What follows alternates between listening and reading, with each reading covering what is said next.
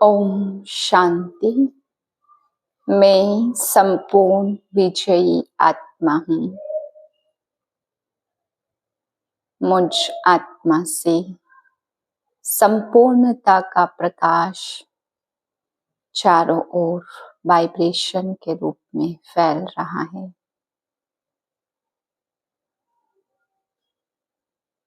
आज बाबा बच्चों को समझाते, बच्चे बाप का तुम्हें डायरेक्शन है, किसी आकार या साकार को छोड़कर मुझ निराकार बाप को याद करो।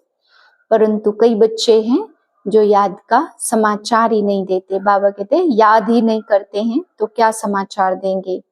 परंतु कुछ बच्चे बहुत अच्छे हैं जो श्रीमत पर भी चलते, बाप के डायरेक्शन को भी फॉलो करते, अपने हर कदम का, सर्विस का, याद का समाचार बाप को सुनाते। तो बाबा कहते हैं ऐसे बच्चे बहुत ऊंच पद जरूर पाएंगे। फिर बाबा ने समझाया, कोई कहते हैं कि जानवरों की बात बताओ, क्या जानवर ऐसे ही रहेंगे? तो बाबा कहते हैं उनको समझाओ कि पहले इंसान तो सुधरे, इंसान सुधरे तो उसके बाद जानवर भी अच्छा हो जाएगा। फिर बाबा समझाते कि सतयुग के जानवर भी बहुत कायदे अनुसार चलेंगे, वो कोई ऐसे महल में प्रवेश करके गंदगी कर ना सके। बाबा कहते हैं वहां पर जानवर भी कायदे मिसल चलते। तो जब इंसान या आत्मा सतो प्रधान होती है तो जानवर भी अच्छे बन जाते हैं। फिर बाबा ने समझाया किसी किसी को अपनी सदगति का कोई ख्याल ही नहीं रहता, तो बाप समझ जाते हैं इनकी तकदीर में नहीं है, तो फिर तदबीर भी क्या करेंगे। बाबा समझाते हैं कि कुछ भी नहीं करो तो कम से कम अपनी सदगति के लिए कुछ तो पुरुषार्थ करो। तो कुछ बच्चे हैं जो अच्छा पुरुषार्थ करके राजा रानी बन जाते, और कुछ बच्चे बाबा कहते हैं कुछ भी पुरुषार्थ नहीं करते तो अपना पद भ्रष्ट कर देते हैं। 17/4/2025 के महावाक्य हैं। मीठे बच्चे, यह रूहानी हॉस्पिटल तुम्हें आधा कल्प के लिए एवर हेल्दी बनाने वाली है। यहाँ तुम आत्माभिमानी होकर बैठो। प्रश्न है, धंधा आदि करते भी कौन सा डायरेक्शन बुद्धि में याद रहना चाहिए? उत्तर है, बाप का डायरेक्शन है तुम किसी साकार व आकार को याद नहीं करो। एक बाप की याद रहे तो विकर्म विनाश हो। इसमें कोई यह कह नहीं सकता कि फुर्सत नहीं है, सब कुछ करते भी याद में रह सकते हो। ओम शांति। मीठे मीठे रूहानी बच्चों प्रति बाप का गुड मॉर्निंग। गुड मॉर्निंग के बाद बच्चों को कहा जाता बाप को याद करो। बुलाते भी है, हे पतित पावन आकर पावन बनाओ। तो बाप पहले पहले ही कहते रूहानी बाप को याद करो। रूहानी बाप तो सबका एक ही है। फादर को कभी सर्वव्यापी नहीं कहा जाता। तो जितना हो सके बच्चे पहले पहले बाप को याद करो।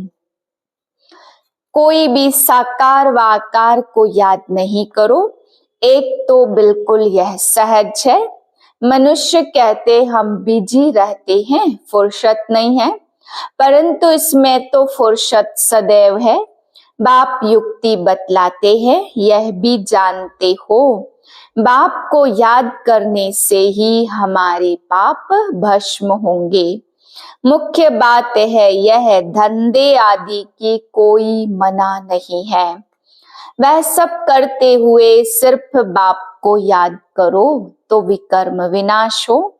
यह तो समझते हम पतित हैं। साधु संत ऋषि मुनि आदि सब साधना करते हैं। साधना की जाती भगवान से मिलने के लिए।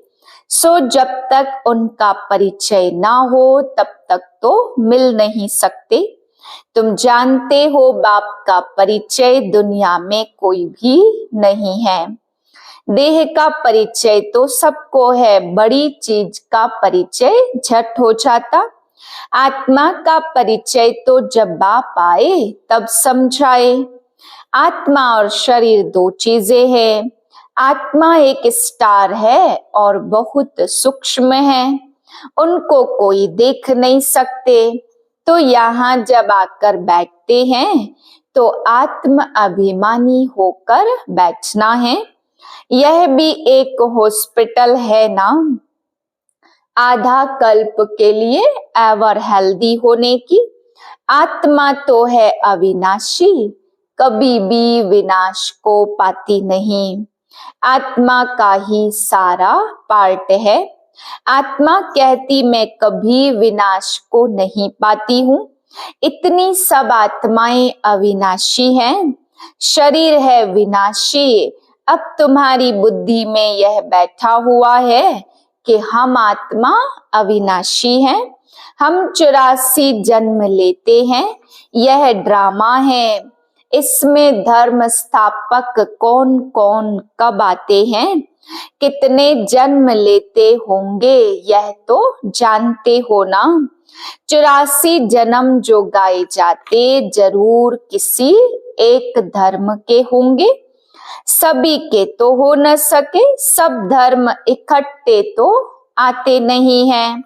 हम दूसरों का हिसाब बैच क्यों निकाले, जानते हैं फलाने फलाने समय पर धर्म स्थापन करने आते हैं। उनकी फिर वृद्धि होती है। सब सतो प्रधान से तमो प्रधान तो होने ही हैं। दुनिया जब तमो प्रधान हो जाती है तब बाप आकर सतो प्रधान सतयुग बनाते हैं। अभी तुम बच्चे जानते हो हम भारतवासी ही फिर नई दुनिया में आकर राज्य करेंगे और कोई धर्म नहीं होगा। तुम बच्चों में भी जिनको ऊंच मर्तबा लेना है वह जास्ती याद में रहने का पुरुषार्थ करते हैं और समाचार भी लिखते कि बाबा हम इतना समय याद में रहता हूँ। कई तो पूरा समाचार लज्जा के मारे देते नहीं है। समझते हैं बाबा क्या कहेंगे, परंतु मालूम तो पड़ता है ना। स्कूल में टीचर स्टूडेंट को कहेंगे ना कि तुम अगर नहीं पढ़ेंगे तो फेल हो जाएंगे। लौकिक माँ बाप भी बच्चे की पढ़ाई से समझ जाते हैं। यह तो बहुत बड़ा स्कूल है, यहाँ तो नंबरवार बिठाया नहीं जाता, बुद्धि से समझा जाता, नंबरवार तो होते ही हैं। अब बाबा अच्छे अच्छे बच्चों को कहाँ भेज देते, वह फिर चले जाते तो दूसरे लिखते हैं हमको महारथी चाहिए। तो जरूर समझते हैं वह हमसे होशियार नामी ग्रामी है। नंबरवार तो होते हैं ना। प्रदर्शनी में भी अनेक प्रकार के आते हैं तो गाइड्स भी खड़े रहने चाहिए जांच करने के लिए। रिसीव करने वाले तो जानते हैं यह किस प्रकार का आदमी है, तो उनको फिर इशारा करना चाहिए कि इनको तुम समझाओ। तुम भी समझ सकते हो, first grade, second grade, third grade सब है, वहां तो सबकी सर्विस करनी ही है। कोई बड़ा आदमी है तो जरूर बड़े आदमी की खातिरी तो सब करते ही हैं, यह कायदा है। बाप अथवा टीचर बच्चों की क्लास में महिमा करते, यह भी सबसे बड़ी खातिरी है। नाम निकालने वाले बच्चों की महिमा अथवा खातिरी की जाती, यह फलाना धनवान है, रिलीजियस माइंडेड है, यह भी खातिरी है। अब तुम यह जानते हो ऊंचते ऊंच भगवान है, कहते हैं बरोबर ऊंचते ऊंच है, परंतु फिर बोलो उनकी बायोग्राफी बताओ तो कह देंगे सर्वव्यापी है, बस एकदम नीचे कर देते हैं। अब तुम समझा सकते हो सबसे ऊंचते ऊंच है भगवान, वह है मूल वतन वासी, सूक्ष्म वतन में है देवताएं, अभी तुम जानते हो हम जो हीरे मिसल थे सो फिर कौड़ी मिसल बन पड़े हैं। फिर भगवान को अपने से भी जास्ती नीचे ले गए हैं। पहचानते ही नहीं, तुम भारतवासियों को ही पहचान मिलती है और फिर पहचान कम हो जाती। अभी तुम बाप की पहचान सबको देते जाते हो, ढेरों को बाप की पहचान मिलेगी। तुम्हारा मुख्य चित्र है ही त्रिमूर्ति गोला झाड़, इसमें कितनी रोशनी है। यह तो कोई भी कहेंगे यह लक्ष्मी नारायण सतयुग के मालिक थे। अच्छा, सतयुग के आगे क्या था यह भी अभी तुम जानते हो। अभी है कलयुग का अंत और है भी प्रजा पर राज्य। अभी राजाई तो है नहीं, भल कोई वह पावन नहीं है, परंतु कोई पैसा देकर भी टाइटल ले लेते हैं। महाराजा तो कोई है नहीं, टाइटल खरीद कर लेते। जैसे पटियाला का महाराजा, जोधपुर बीकानेर का महाराजा, नाम तो लेते हैं ना, यह नाम अविनाशी चला आता है। पहले पवित्र महाराजाएं थे, अभी है अपवित्र महाराजाएं।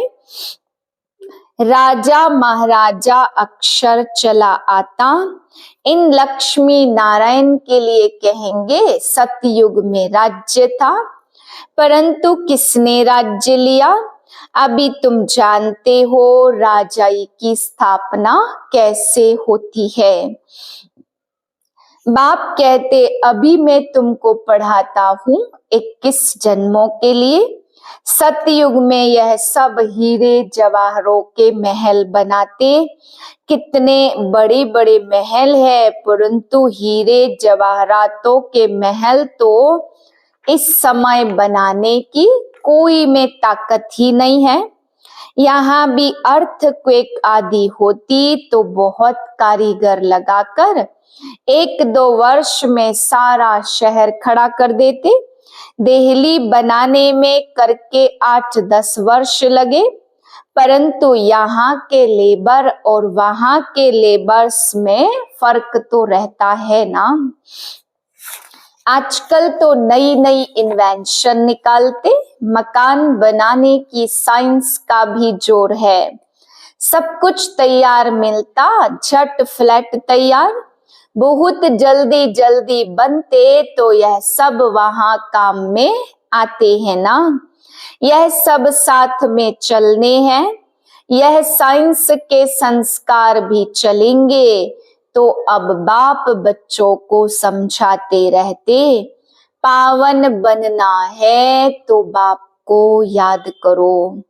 बाप भी गुड मॉर्निंग कर फिर शिक्षा देते हैं। बच्चे बाप की याद में बैठे हो, चलते फिरते बाप को याद करो, क्योंकि जन्म जन्मांतर का सिर पर बोझा है। सीढ़ी उतरते उतरते 84 जन्म लेते हैं। अभी फिर एक जन्म में चढ़ती कला होती है। जितना बाप को याद करते रहेंगे उतना खुशी भी होगी और ताकत मिलेगी। बहुत बच्चे हैं जिनको आगे नंबर में रखा जाता, परंतु याद में बिल्कुल रहते नहीं है। भल ज्ञान में तीखे हैं, परंतु याद की यात्रा है नहीं। बाप तो बच्चों की महिमा करते, यह भी नंबर 1 में है, तो जरूर मेहनत भी करते होंगे ना। तुम हमेशा समझो हमको शिव बाबा समझाते, तो बुद्धि योग सदा वहां लगा रहेगा। भगवान कहा जाता निराकार को, यह अकाल मूर्त आत्मा का तख्त है। अकाल तख्त और कोई खास चीज नहीं है, यह तख्त है अकाल मूर्त का। तो भ्रुकुटी के बीच में आत्मा विराजमान होती है। इसको कहा जाता अकाल तख्त। अकाल तख्त अकाल मूर्त आत्मा का है। आत्माएं सब अकाल है, कितनी अति सूक्ष्म है। बाप तो है निराकार, वह अपना तख्त कहाँ से लाए। बाप कहते हैं मेरा भी यह तख्त है, मैं आकर इस तख्त का लोन लेता हूँ। ब्रह्मा के साधारण बूढ़े तन में अकाल तख्त पर आकर बैठता हूँ। अभी तुम जान गए हो यह सब आत्माओं का तख्त है। मनुष्यों की ही बात की जाती, जानवरों की तो बात ही नहीं है। पहले जो मनुष्य जानवर से भी बदतर हो गए हैं वह तो सुधरे। कोई जानवर की बात पूछे तो बोलो पहले अपना तो सुधार करो। सतयुग में तो जानवर भी बड़े अच्छे फर्स्ट क्लास होंगे, किचड़ा आदि कुछ भी नहीं होगा। किंग के महल में कबूतर आदि का किचड़ा हो तो दंड डाल दे, जरा भी किचड़ा नहीं। पहरे पर रहते कभी कोई जानवर आदि अंदर घुस न सके। अभी बाप बच्चों को समझाते हैं, उनमें भी थोड़े हैं जो धारणा कर सकते हैं, बाकी तो कुछ समझते नहीं। बाप बच्चों को कितना प्यार से समझाते, बच्चे बहुत बहुत मीठे बनो, मुख से सदैव रत्न निकलते रहे। तुम हो रूप बसंत, तुम्हारे मुख से पत्थर नहीं निकलने चाहिए। आत्मा की ही महिमा होती। आत्मा कहती है मैं प्रेसिडेंट हूँ, मैं फलाना हूँ, मेरे शरीर का नाम यह है। अच्छा, आत्माएं किसके बच्चे हैं? एक परमात्मा के। तो जरूर उनसे वर्षा मिलता होगा। तुम कोई भी मंदिर में जाएंगे समझेंगे यह तो सब झूठे चित्र है। 10 भुजाओं वाला हाथी की सूंड वाला कोई चित्र होता है क्या? यह सब है भक्ति मार्ग की सामग्री। वास्तव में भक्ति होनी चाहिए एक शिव बाबा की, जो सबका सद्गति दाता है। तुम्हारी बुद्धि में है यह लक्ष्मी नारायण भी 84 जन्म लेते हैं, फिर ऊंचते ऊंच बाप ही आकर सबको सद्गति देते, उनसे बड़ा कोई है नहीं। यह ज्ञान की बातें तुम्हारे में भी नंबरवार धारणा कर सकते हैं। धारणा नहीं कर सकते तो बाकी क्या काम के रहे। कई तो अंधों की लाठी बनने के बदले अंधे बन जाते हैं। गऊ जो दूध नहीं देती उसे पिंजरपुर में रखते, यह भी ज्ञान का दूध नहीं दे सकते। बहुत हैं जो कुछ भी पुरुषार्थ नहीं करते।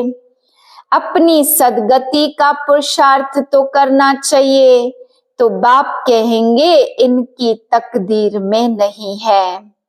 सोचते हैं बस जो कुछ मिला सो अच्छा।